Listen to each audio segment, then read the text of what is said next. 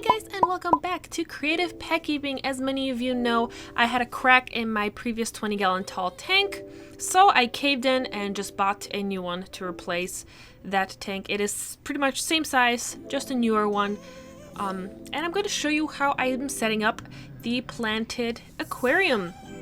So I'm starting off with a thin layer of a clay base. I don't remember what kind of brand this clay is. I just remember I've had it forever. I've always been putting a little bit of clay under my sand. If any of you guys remember my old tank setup from years and years ago, I just had clay and some sand on it. But this time I decided to actually give Flourite Sand a try. It is a sand that has a lot of nutrients and good things for plants, and it's meant for planted aquariums.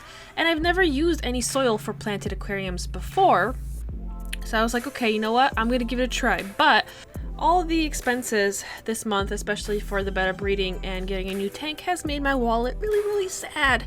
So I figured instead of filling it up all the way and using that as just the gravel for the entire tank, as much as I actually love the natural color, I'm going to go the cheaper route and just use a little bit on the base and then cover the rest with gravel that I already have left over from another setup.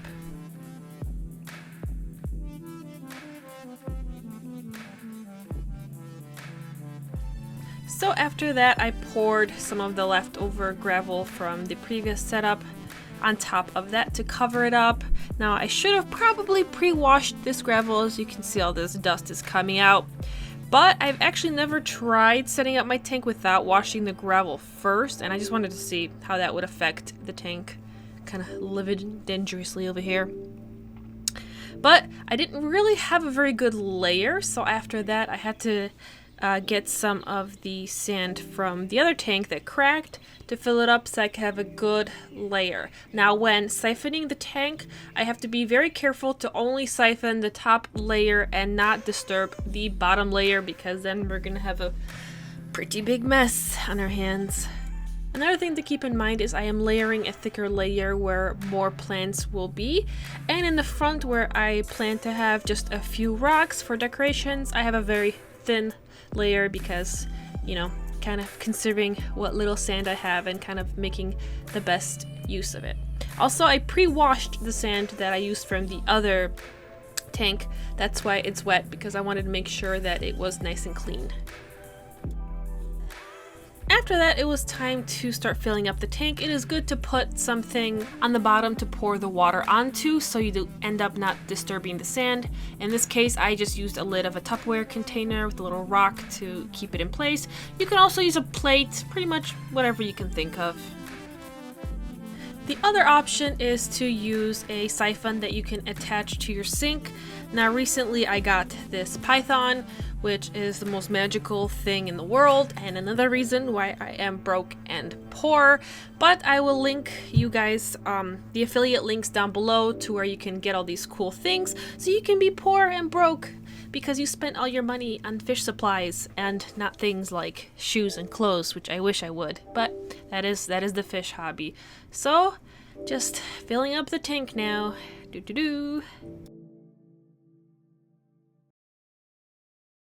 So to feed the plants, I've always been using Flourish for years and years now. It's just a liquid fertilizer for your plants. It's got all the basic stuff you need. So if you're a beginner or don't want to do anything too crazy, you can just get this stuff and it will give you all the goodies you need for your tank. Also, Seachem, you should totally sponsor a video because I love your stuff. So I wanted to try the Flourish XL because it is a organic carbon that you can use along with XL and also with a CO2 injection, which I'm going to do my CO2 DIY tutorial very soon. And I thought, hey, you know what, I'm gonna try this out because I've heard that it's really great at battling algae. So hopefully these two will work super well. To also battle algae, it is really good to use a timer. As you can see, I currently have mine set on just 7 hours of light. I will increase it a little more, but that seems to be a good amount of time for me, and it makes sure that my plants have the same amount of light every day. And also more banana, because every video needs a dose of banana. Another thing that I find super important is a good light. This is the Phoenix Ray 2, and I love this light for a planted tank. I have a review on my channel, so I'm going to provide you guys with a link down below to check that out. But I think that is very crucial to a nice planted tank, is good lighting. So last but not least, this is how my tank currently looks like. Ignore the floating thermometer. I need to find a little thing to attach it, but for now it's just floating. There are no fish in here currently because I'm going to be slowly reintroducing them back in.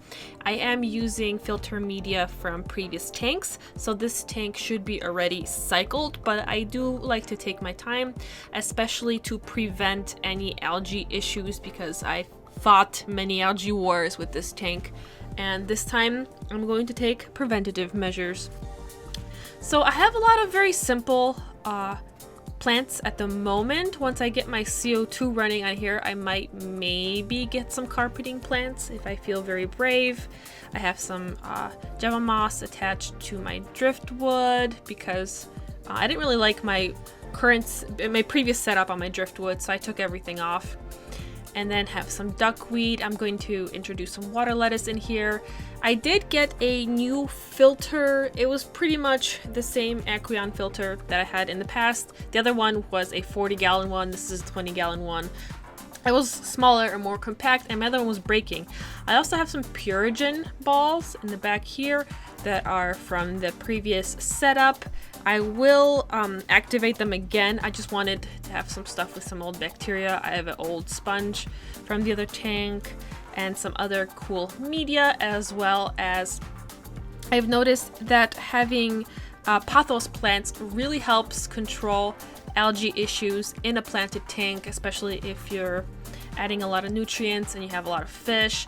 So that's pretty much it. The entire tank, I still need to add some water lettuce and the fish, and that's kind of what it looks like. I hope that you enjoyed this update. Be sure to subscribe to this channel if you are new. Be sure to give this video a thumbs up if you already haven't, and in the comments down below, let me know what you think of this new tank setup.